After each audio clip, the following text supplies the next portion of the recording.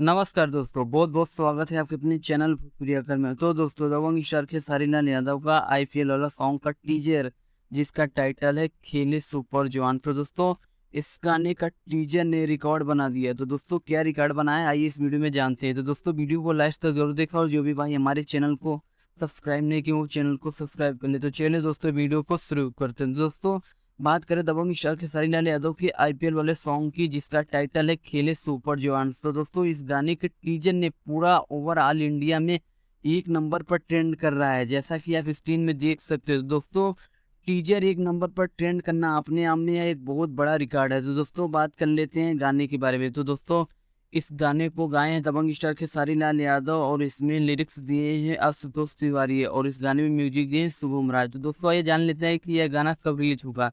तो दोस्तों, यह सॉन्ग 22 अप्रैल को सुबह 7 बजे सारे गामा हम भोजपुरी चैनल पर रिलीज किया जाएगा। तो दोस्तों, इस वीडियो में बस इतना ही, फिर मिलते हैं एक नई वीडियो में। तब तक के लिए धन्यवाद दोस्तों।